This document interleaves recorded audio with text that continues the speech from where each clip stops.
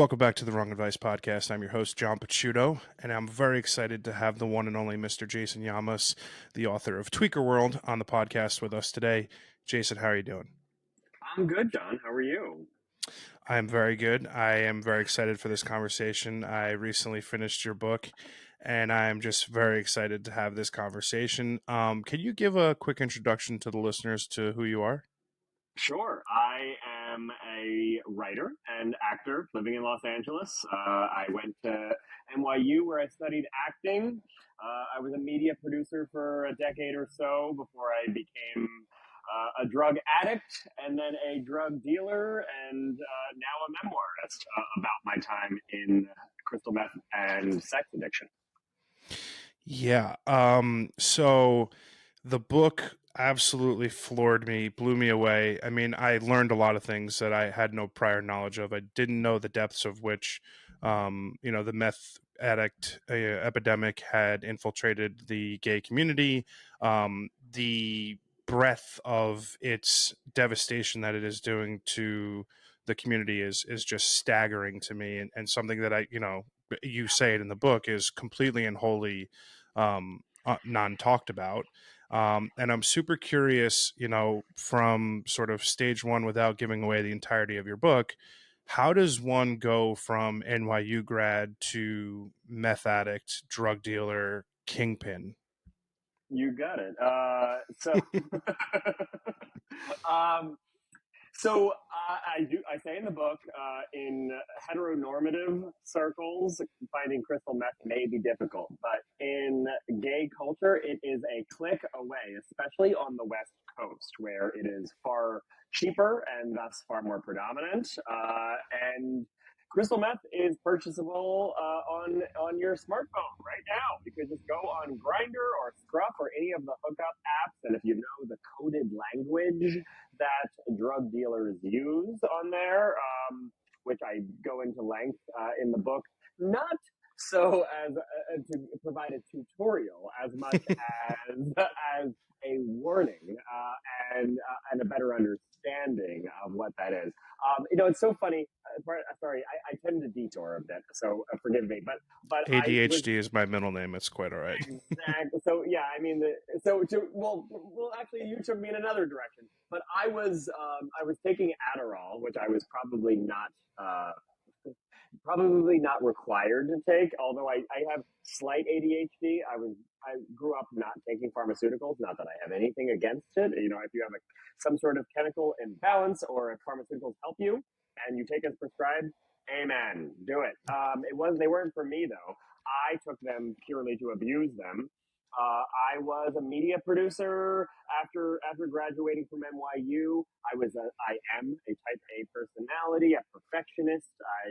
I like being extremely productive, and Adderall is very helpful in that. I had never really experienced the Adderall craze, being that I studied acting. I was not staying up, writing papers and needing to study for final exams in college. And I think that's where a lot of people experiment with Adderall and those types of stimulants. It wasn't something that I had ever really messed with. So I hadn't tried Adderall until I was producing films, documentaries in the early 2010s. And somebody gave me a 10 milligram one when we were on a late shoot one day. And then I realized, wow, I can stay up all night. It doesn't matter what we're doing. And then I can be editing into the night on this. And it just continued to grow out from there. So to, the Adderall, ballooned into from 10 milligrams a day to up to 120 milligrams a day over the course Oof. of a year and a half or two. And then when I no longer could find Adderall, the dealer that was selling it to me, the friend who had a prescription that was shipping it to me, my prescription had run out early, and it all came crashing down at this moment where I had an excessive amount of film work to do. And so I had read this letter that a pediatrician had written, and I think I saw it on Facebook or some social media outlet. And the doctor in this letter had written it to parents who were prescribing their children Adderall, arguing that essentially that it was the same thing as giving their children crystal meth. Of course, he was being hyperbolic. It's not exactly the same. They're both Sure. amphetamines. One is far more toxic and potent than the other. Crystal meth being that. But I read this letter and thought, okay, well, I could just get crystal meth instead of the Adderall, and it'll achieve the same thing. So Very that pragmatic. is Very, that very pragmatic. exactly, um, and and in fact, what's even more diluted about an addict's mind is that I told myself, well, if I just get this crystal meth, it'll last me this 1 week, and then after that, I'm not gonna renew my prescription. I'm gonna quit it. So I literally told myself, I have to buy crystal meth to get out of amphetamine addiction. And these are the tricks that an addict's mind will play. But so that's ultimately how I went from a media producer to a drug addict. The drug dealer, the fall into being a drug dealer is a whole other trajectory. Yeah, the thing that I found probably most interesting about the book was at times as you're like recounting your experiences through this world that you've infiltrated, dominated, and are now a huge massive piece of, it felt like you were wrestling with the person Jason, right, the addict, with the character that you may or may not, due to meth induced psychosis, have created. And I found it very interesting because it almost seemed like you had that internal conflict the entire time, right? You were like, well, this will make for a great book or movie, so it'll allow me to justify all these things that I'm doing. And I'm wondering, how close, in terms of the timeline in which you're, a drug dealer, did this sort of reconcile itself with your own mind? Like, was it a very slow burn, or was it almost immediate for you that you were like, I can just be two different people at the same time? It was almost immediate for me, but it was an act of desperation, is what it was. I mean, it was absolute bullshit justification.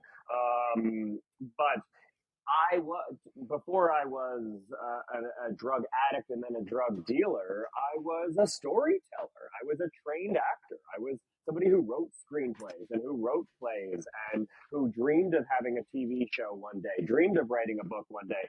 That's the identity I had formed in my 20s, and to now all of a sudden be a degenerate addict, a junkie. This is not the identity I for. I needed something to pull me back, to be able to tell myself, okay, no, I'm not this guy.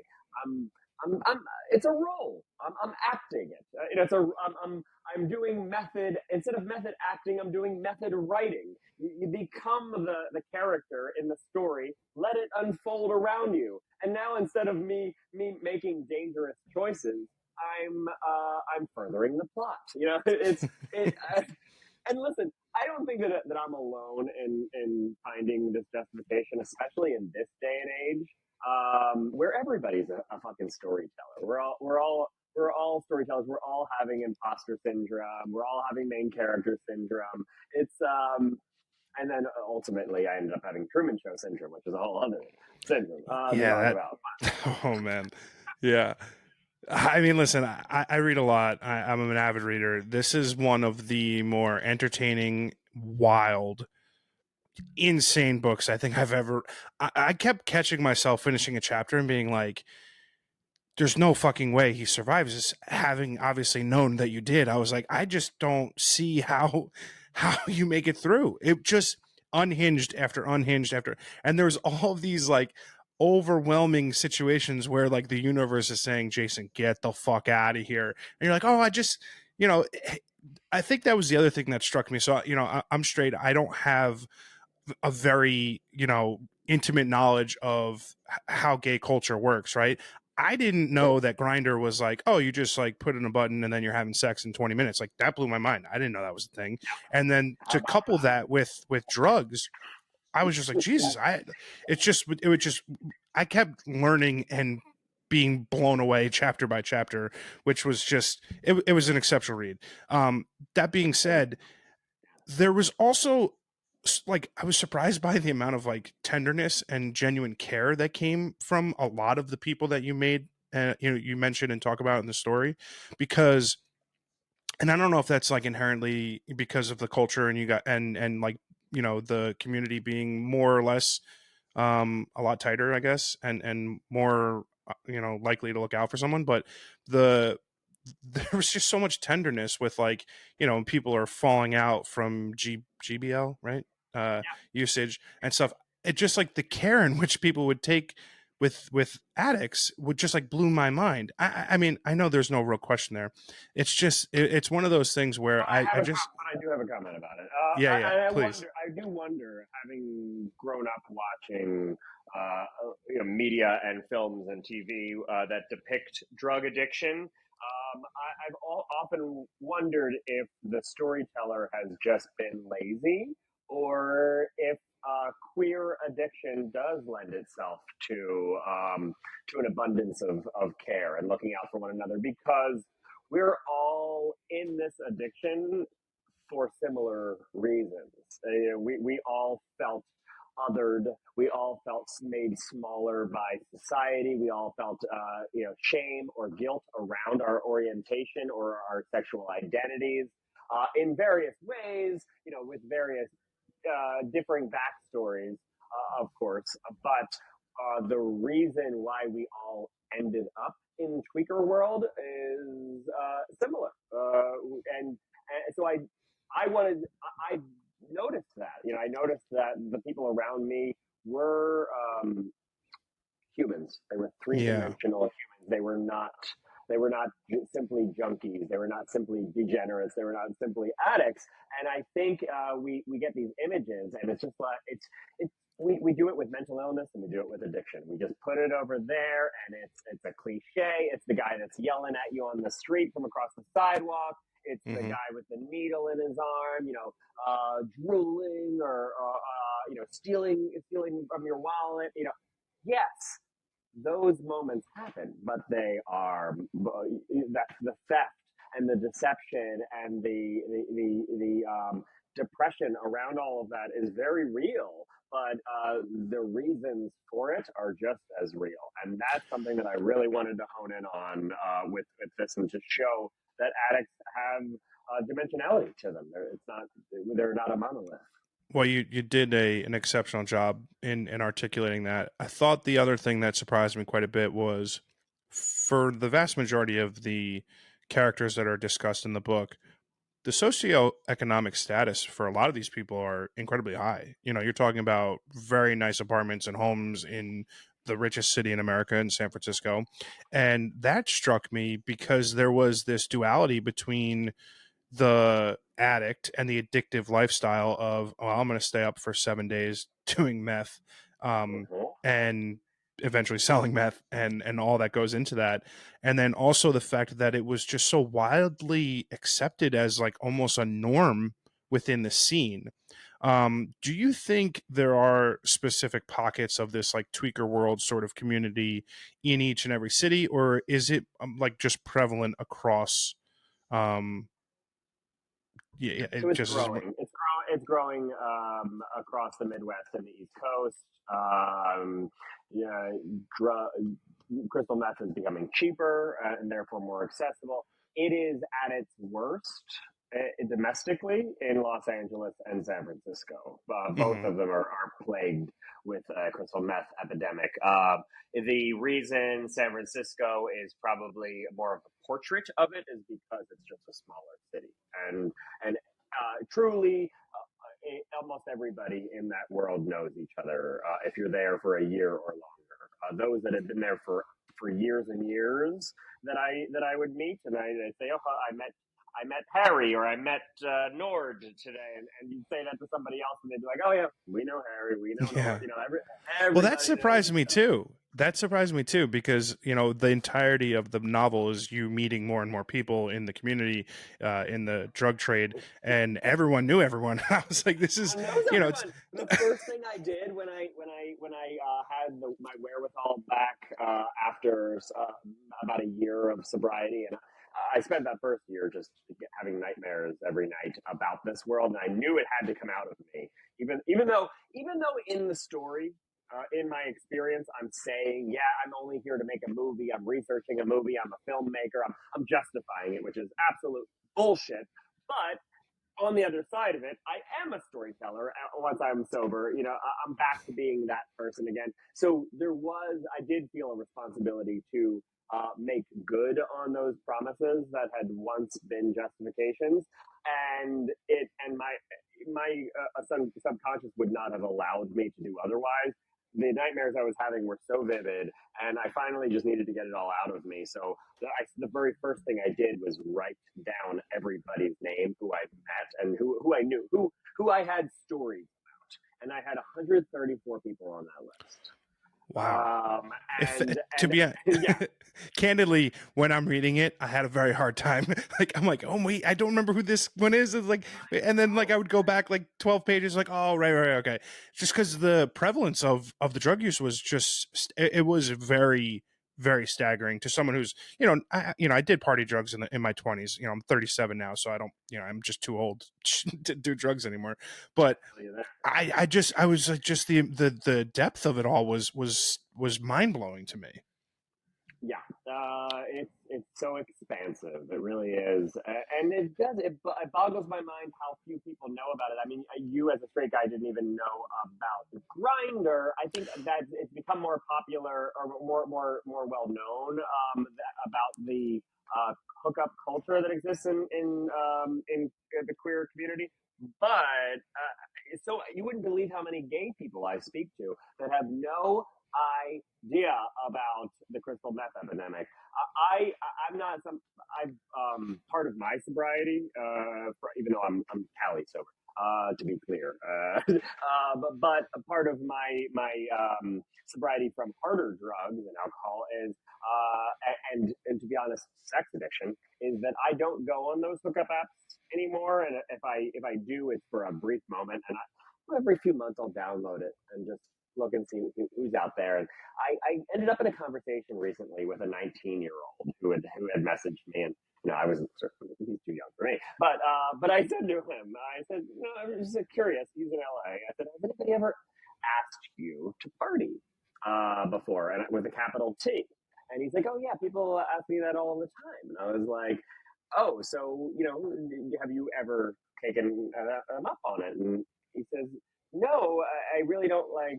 They're always really sketchy about it. And I said, do you know what it means?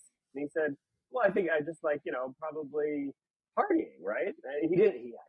He had no idea that it meant combining crystal meth and other drugs like GBL and GHB with often anonymous, often violent group sex, dangerous, unprotected usually, often with people who are not taking care of their health. So he had no idea, and it just blew my mind. I said to myself, thank God. I, not to pat myself on the back, but thank God somebody is putting this information out there. There's a few other people that are doing it with me. There's a few other journalists. There's some folks over at Vice that are trying to get a documentary going. Patrick Strudwick, who is a British journalist, he just put out an Audible original podcast about Ed Buck, who is a famous, wealthy Democratic political donor that had been part of the party and play community in LA, and was overdosing black gay men, that younger black gay men that came into his house to party. And a few of them overdosed from the drugs that he injected them with and died. And Patrick just did this incredible Audible original series. Sorry to use your podcast to promote his. I don't make any money from it, but I think everybody needs to listen to it.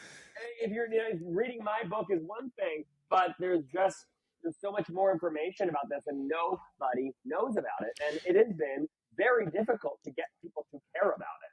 Yeah, I think that's probably the biggest shock of the whole thing. Aside from the fact that, like, you come from East Coast, I'm from New Jersey.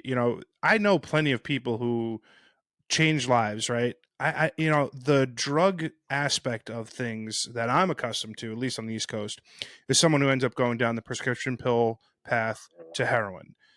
Yep. The concept of meth, GHB, GBL as party drugs was so utterly foreign to me that I had no true understanding of it at all. And I guess my question for you in that regard is, do you think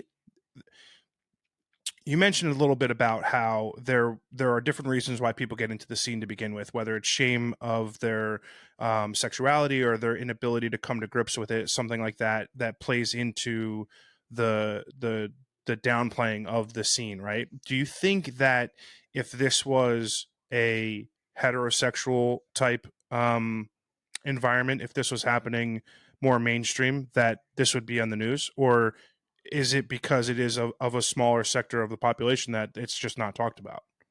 Yeah, no, I mean for sure it would be acknowledged as the epidemic that it is if heterosexuals were suffering from it. And to understand why that's not happening, it really does go back to a crisis around shame in the gay community and around being made to be a minority, being ostracized for decades, centuries. You know, there's a historic ingrained trauma in the gay community, and what Crystal, you were talking about heroin and prescription pills, that makes you not feel right. Crystal meth doesn't make you not feel. It numbs certain things, but what it does is it makes you feel powerful and righteous. And all of a sudden, people who were nervous to be their full selves at first, all of a sudden, oh well, I don't, I may have been skittish to have sex with other men because of how wrong I've been told it was to do, and now that I'm high on crystal meth, I feel proud around it. I feel pride around it, Hmm. and at first that's what it offers you, but then the more you do it, it gets into more compulsive behaviors that are ultimately very destructive to one's mind and body, and it begins to take its toll, just like any drug in excess. But where it starts is not with numbing; it actually starts with instilling people with a sense of pride. Oh, that's very interesting. I'm curious the timeline on the addiction, the entire thing, because obviously it's hard to get a sense of like how many months or years this entirety took place. So Mm-hmm. from, the first time dabbling with meth in New York City to, ending up in rehab at the tail end of the book, how long did that process go through for? Sure. So I had dabbled. I had tried crystal meth in this sexual setting for I had a little binge, a couple of weeks that lasted back in 2013. But all through my 20s, I was experimenting with cocaine. Sorry, experimenting. I was a cocaine addict. I mean, I was doing cocaine several nights a week. But that's another thing. Cocaine can be made to feel glamorous. You roll up $100 bill to snort your cocaine. It's more It's the mind games than highbrow we find. drug, right? Yeah. Yeah, not sure. In theory, it's a Well, it's highbrow drug. glamorized in film and Yeah, television. Yeah. very that. Yes, and so I had, I'd been suffering from stimulant addiction, but crystal meth, as I said, I dabbled with in 2013, but it really was from 2013 to 2015 that my Adderall addiction ballooned. And then at the end of 2015 into early 2016 is when I made the transition over to Adderall. And then, sorry, over to crystal meth, mind you, from Adderall. And I was in crystal meth addiction, meaning doing it all day, every day for about 16 months. Wow, a whole year. Yeah, a little more than a year. Wow.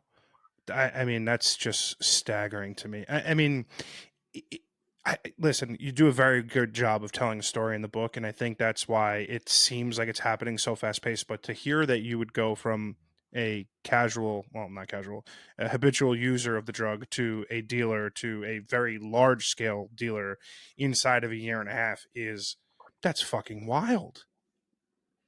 Yeah, and I think that has to that has to do with partially with just who I am. Crystal meth tends to, pardon me, crystal meth tends to turn the volume up. Harking back to Ed Buck, who is now serving 30 years in prison for his crimes, he was somebody who had inherent racism in his personality and narcissism and power and ultimately his crystal meth addiction turned the volume up on all those things that ended up making him into an evil person. I've been somebody who's been extremely ambitious and outlandish and wanting to have the spotlight on me. And yeah, there's narcissism there too. Wanting to feel useful, wanting to be appreciated and feel valued by other gay people because I never felt like I fit in with them. So if I could show up and be of value to them, I ended up making myself the person who everybody was calling nonstop. Yes, it was transactional, but didn't feel like that, to me. So that was my way of, that was how my addiction manifested. I don't think that everybody turns into, a tri-county crystal meth distributor in a matter of months. I don't recommend it. And if you do, you really shouldn't be doing the drug because Well, Act isn't Three that's like rule number one of being a drug dealer? yeah, It's like don't get high on really. your own supply, right? Don't get high on your own supply, and especially for crystal meth because that whole looking out, peering out the blinds, pulling back the curtain, thinking somebody's following you. Shit, that is so real. Yeah. And then actually put real consequences. Actually, where it's not just I'm some schmo in the middle of Illinois, looking out the window because I'm paranoid on crystal meth, but actually be committing monstrous felonies every day long and have the potentiality of the DEA or whomever building a case against you, whew, that Truman Show syndrome just will blow up real fast. And Yeah. that's what happened to me. Yeah. There, correct me if I'm wrong, at least in terms of the book, there were no consequences, legal, that stemmed from your time in the world. I mean, you did get a couple car accidents, more than a couple actually. There was like a half a dozen, I think. But when you look back at, like, you in the book, you're making rationalization and over rationalization over why you're doing certain things, right? You look at what you're about to do and you're like, I can do this because XYZ, and you're Mm-hmm. rationalizing it. When you look back at it now and you look at the justifications that you were giving for each individual act that I don't want to give specifics away. I really genuinely think everyone needs to read this fucking book. But Yeah. do you look back at it now and realize that it was just mostly the addiction that was just giving you this belief that you should be doing these things? Is that like just so very evidently clear to you now? Um, when you say these things, as in, give me an example if you don't mind. Just When you one. go from casually taking drugs to, oh, I can start dealing it to my friends and I get a better price for my use, you rationalize it by, well, I get to have more fun and make sure that the people that I'm doing it with are being, dosed in a safe and healthy manner. And then, oh, well, like if I just take over this additional, dealer aspect of it, it's better because, again, I get a better price and I get to be even more ingrained in the community, and I want to make sure everyone's having fun and everyone's safe and everyone's doing the right thing together. So when you're looking back on it now and the justifications that you were giving yourself at the time, I mean, that's, to me, it's clear that it's just like the drugs are just like telling you that this is the right idea. But like, Yeah, I don't think it's just the drugs. It really has to do with. I think it has to do partially with my personality type, but what the drugs do is wipe away all. What is that called? The risk averse. inhibitions, That yeah. away. Yeah. Well, yes. That's what that'll work. When you're weighing consequences and it washes away a lot of logic that we operate with I should not run through this yellow light because it's going to turn red and we don't know who's coming the other direction is a very sobering, logical, mundane thought that we have. And the addict is like, but I can make it, but I can make it. You're not thinking about like, but I can. You just have the singular track mind. It's not the addict that is thinking that because the normal person would think that too. It's just that it erases the other part of your brain that says, "But are you sure?" Yeah. Uh, so you just become more carefree. And I was extremely lucky. And then also, it wasn't all luck, but that I evaded police. One of the reasons is that I got out just in time. People got busted. The people that I was that were a tier beneath me, a bunch of them came and got raided within a month of me going to rehab. Oh. One of them, who's named Xander in the book, Oh. he and I have been in contact because he's now in house arrest, but he had to serve 10 years Jesus. for and racist Benjamin, who's a character in the book, he's in prison I think for another 15. There's a lot of people Shit. did suffer consequences. So uh, I found because I was able to get out without suffering those particular types of consequences, although there have been others that are not legal in scope. But that's one of the reasons why I felt the responsibility to put all this information out there. There's not a 0% chance that I couldn't be held accountable legally in some ways by what I've confessed here, but I felt it was really important to put the information out there because people have to wake up to see that this is even happening. Sunlight is the best disinfectant, right? I'm actually super glad you brought that up because in a lot of ways, like I think the experience in life as you get older, you change your desires and wants change, right? And that goes for anyone in any way walk of life. My life is in a completely different place than I thought it would be as early as 3 years ago. When Mm. you are going through your sobriety and you realize that it was so important to tell this story, which by the way, I completely agree with you. The fact that there's not more light shown on this clear and evident problem in society is criminal.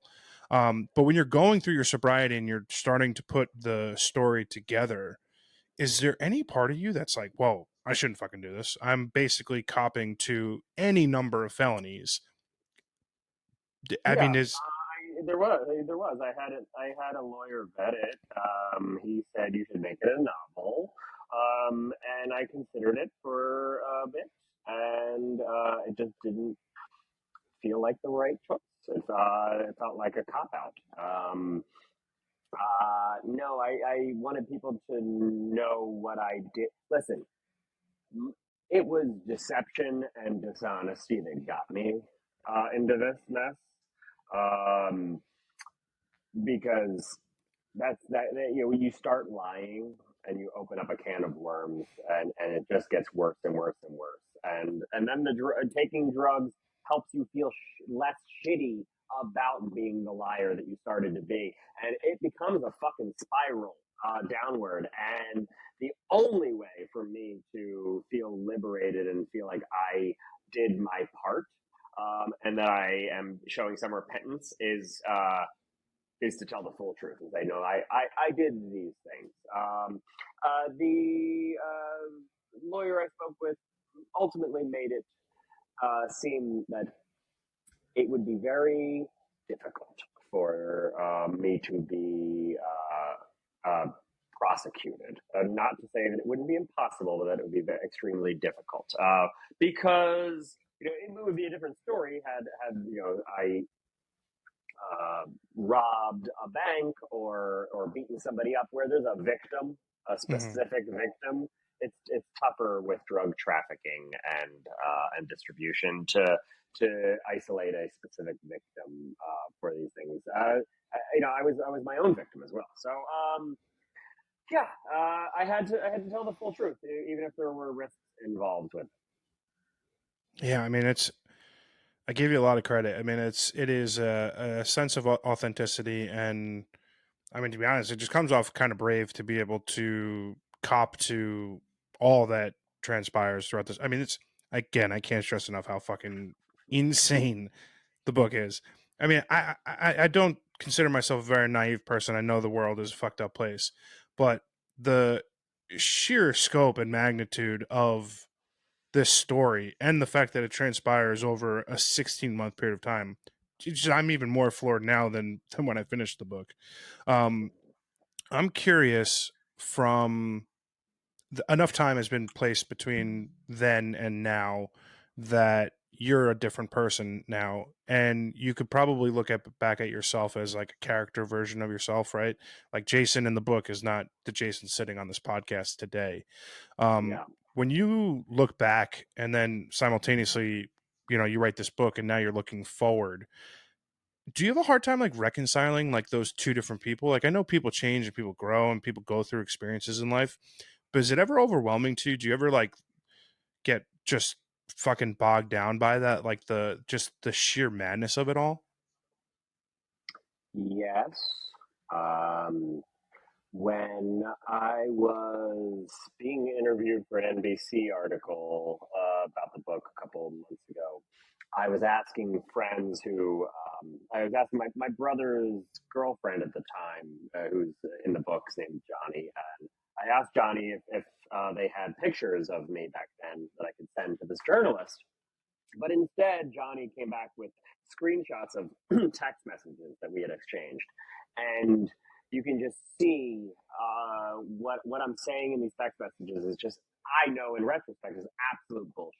It's addicts, addict behavior, lying and manipulating and saying whatever they need to say to get out of trouble, to get the onus off of them, and to see that kind of just absolute shitty behavior, to throw my family and friends under the bus, the ethical bus, if you will.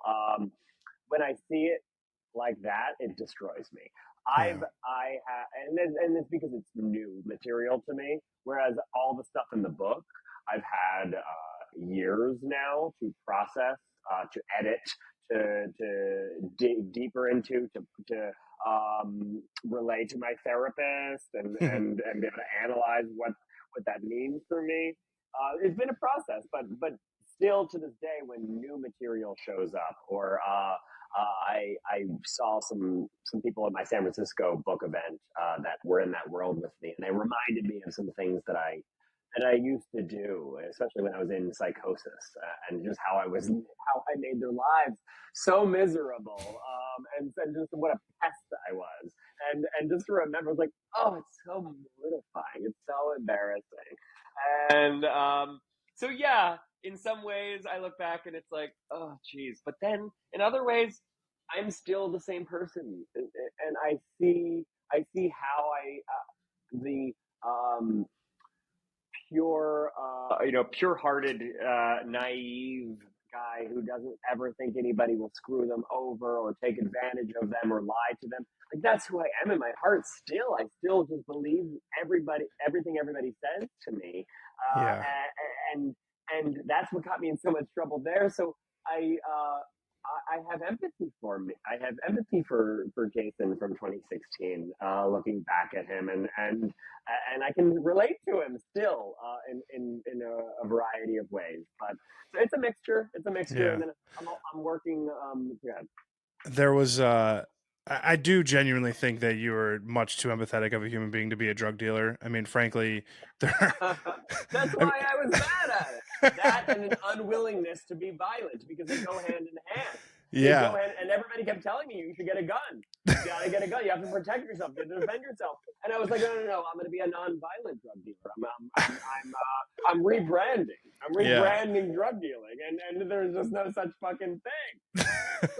There are points as I'm reading the book where I'm like, motherfucker, bash this fucking person in. They just ripped you off, and you're like, oh, okay, like I'll just come back next week and give you more of the product. And I'm like, what are you talking about? What do you Oh mean? yeah, yeah. Like, People took off. My ex who was reading this an earlier version of the manuscript. We were on the beach a couple of years ago. He's reading it, and he goes, "Wait a second. So you hand this guy $25,000 to go get you drugs. He disappears, and your first thought is, oh, his mother must have needed it to pay for a surgery. Like what the Yeah. fuck is wrong with you? Like, As I'm I just reading want to it, believe that people are good." as I'm reading it, the thought I'm going through the I was like genuinely mad. I was like, dude, because like even you were like wrestling with it. You're like, I should have this some guy that you mentioned beat him up or whatever. And I'm wrestling with whether it's the meth induced. You like you said, it takes dials you up to 10. So it's like, well, you're an empathetic person, so naturally they didn't rip you off. Something must have gone wrong. So you're like making a justification for it. But it blew my mind. I was like, Jesus. I was like, God, where for a community that's so tight knit, it's like everyone's just like not. There's no consequences. It was, oh, Yes, dude, yeah. I mean, aside from the fact that this is an incredibly enjoyable story, it's obviously heavy as fuck, right? Like you put a very artistic spin on the story in the book. The novel is entertaining and it's all well and good, but it's obviously horrible, horrific shit. I'm curious, like when the shit hits the fan. I don't want to give so much away. I'm a big fan of the book. It was really fucking good. When the shit hits the fan and you end up in rehab, what was that realization like for you when you're sitting with yourself, having your family sort of rescue you and bring you into the facility, and then even you left at one point and then ended up going back.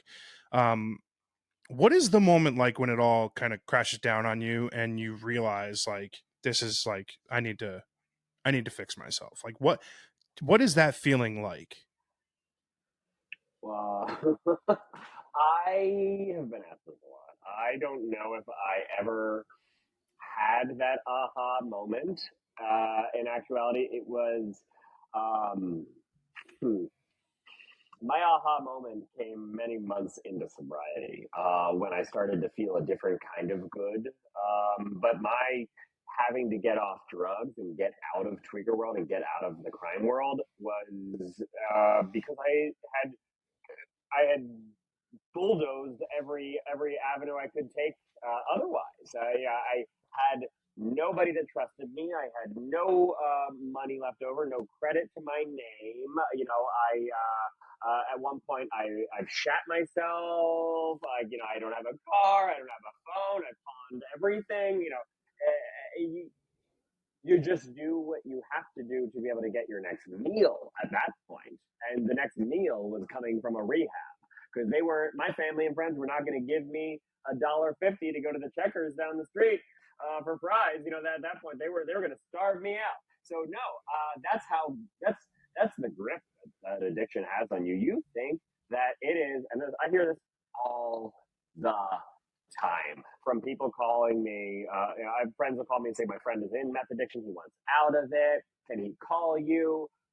And I used to say yes. Now I say, well, here's what you should tell him, because they always argue with me. I'm just like, get the fuck out of wherever you're doing the drugs. I delete the grinder, delete scruff, delete everybody's contacts that you're doing drugs with, that you're having sex with, that you think you care about. Move, like if you can. I mean, obviously, this is not something that everybody in different socioeconomical statuses can do. But if it's on the West Coast that's your problem, get the fuck out. Go to the East Coast if you can. That's when I was fortunate enough to have a family on the East Coast where it wasn't as prevalent. But if you can go to, a lot of people in meth addiction, a lot of gay men in meth addiction are HIV positive. That opens up actually a lot of avenues for people to seek recovery. If you can get into rehab, I tell people go to rehab as long as you can. Most relapse happens within the first 3 to 6 months. There are scientific reasons for that. It has to do with the chemicals and the dopamine in your brain. I'm not articulate enough or knowledgeable enough to be able to articulate them to you. But I can tell you that my advice is always get the fuck out of that climate for as long as you can. And everybody argues with me. Well, I've got so much going on. I'm doing auditions, and my life is really important here, and it's gonna fuck my whole life. I'm gonna lose my job. It's like, girl, you don't have a life right now. You think you do? This is not a life. You are an addict. You are killing yourself slowly or quickly. Some of you, I was. Get the hell out and start over for as long as you can. And people want to argue that with me. No, I can't. I can't. You Yeah. can. You got it. It's the only choice. I mean, listen, I get it. I think in a lot of ways, what's nice about the book, and I think what's nice about having and fostering these conversations is shedding the light on the problem. And the more people that talk about it, the more people that know about it, the more likelihood is that someone who's going through these experiences can feel like they can get the help that they need. Unfortunately, Yeah. it's not always that easy. No, it's not. Yeah. There are Um, resources, though. There are LGBT centers in a lot of big cities. That would be the first place to go. That would be the first place to reach out to. I was even able to, when I moved back to LA last year, I went to LGBT Center and they connected me with an incredible mental health therapist that I did 16 sessions of somatic therapy, which really was a different angle that really helped me grow and be able to combat some of the sustaining issues that were born out of my addiction regarding a connection to intimacy and sexuality and a disconnect that formed from me connecting um, intimacy and sex exclusively with stimulant drugs. To be able to disconnect those two is very hard for people, and that's where a lot of people will also see relapse. So there are resources, is what I'm saying. LGBT centers are a great place to start. yeah. I'm curious. So I kind of have a similar feeling to you. Like in the beginning of the book, you talk about how you always had like this vision for your life, right? Of whether it was gonna, include some level of fame or success or financial wealth, whatever it was, however you articulate it in the book. I can relate to that. For some reason, I've always had this sort of irrational comfortability with myself and belief that my success has always been assured. um, when you go through something like that you went through, that probably gets stripped away from you a bit. Having gone through the process of sobriety and the book writing and sitting here today, what do you look at in terms of like what your own hopes and dreams are for your own future? Yeah, so in the first few years, uh, the, I you have a reset, and you can of sobriety. You have a reset, and you can choose whatever direction you want to go in. And I started asking myself, well, do I want to be a private investigator? Do I want to be it was something that crossed my mind at one point. And you can investigate whether these things are tenable. And ultimately, what I realized is that just because I fucked off and got detoured from my path, what I really wanted to do was be an artist, to be a performer, to be a storyteller. So I got right back as soon as I got the book out of me, and I knew that there would be an audience for it. Meaning I found a publisher. As soon as I signed that book deal, I decided, okay, I'm moving back to Los Angeles. I'm going back into acting training after being away from it for 15 years. I'm warming those muscles back up. I'm going to get back into auditioning. I'm going to write another book. I'm going to turn this book into a TV show. And I've been with the same energy that I approached becoming a crystal meth distributor, but with way more clarity and a lot more passion and zeal and clear headedness. I am now tackling all of those dreams and I gave myself permission to have them again. Yes, I'm not 18 and wide eyed like I once was. I'm 37, and that doesn't mean that my life is over. Just in Fuck fact, yeah. it couldn't be more not over. I survived. I survived. I got out. So I would be selling myself short to not go for those dreams. So I'm out here. Yeah. That's what I'm doing. I'm out in LA trying to make all those things happen. Well, I love that. I couldn't agree with you more. I mean, I think there is this fallacy, and whether it's social media induced or what have you, that once you're 30, it's like any hopes and dreams that you have in your life is over. The time for dream chasing is done, and that's fucking bullshit. My life is in a fucking 10,000 mile better place today than it was 5 minutes ago, let alone 5 years ago. And And there's people will want you to be there too. totally. They because a lot of people settle and for being content or even just disgruntled, and they settle for that. And I was working an office job in Philadelphia, and the people there, okay, they oh, your little writing project, and they would demean my process of writing the book, and they kept trying to convince me to become partners in this real estate enterprise, and I was just like, that's not for me. And they're like, but it's something you can rely on. You don't want to be going out there. You're way too old to be going out to LA. You're going to move out to LA and make it in your late 30s. Give me a break. Like, and I always get this kind of negative response to expressing my dreams, and people hear that, and even somebody with me with my often blind ambition, even somebody like me, that made me feel downtrodden and defeated at times, and I would have to step away and be like, no, no, no, that's just their story that they're projecting onto you. You can make the choice to go live the way you want to live at any given. Absolutely. I don't think there's anything wrong with blind ambition. In fact, I think were it not for my own irrational ambition and confidence, I would never have achieved anything in my life.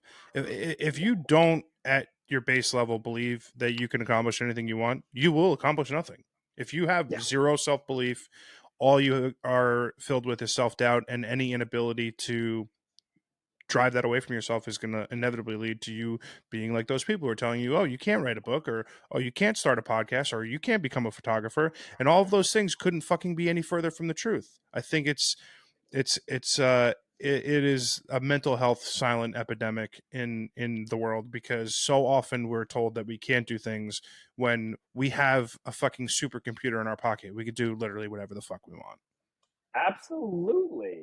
Yes. And I knew, meeting you that you would agree. But Yeah. yes, 100%. I'm curious, is there possibilities for Tweaker World to be adapted into a TV show or a movie, both of which need to happen? I mean, Yeah. like, I know Well, it's weird having someone who you don't know, you know, commentate about your story and your life. It's just fucking insane. And if you're listening to the podcast today, go buy the book immediately. Read the book. You're going to read it in 3 days, like I did. I fucking crushed the thing, and it's just staggering. So please tell me that there is the possibility that this ends up on Netflix or something. we'll see about what network, but let's hope that does happen. I have a writing partner that I've been developing it with for a few months. We found an incredible producing partner whose name I'm not ready to state. But if we, on the other side of this writer's strike, right now we're frozen because of the writer's strike. Hmm. On the other side of the writer's strike, we intend to be shopping it around.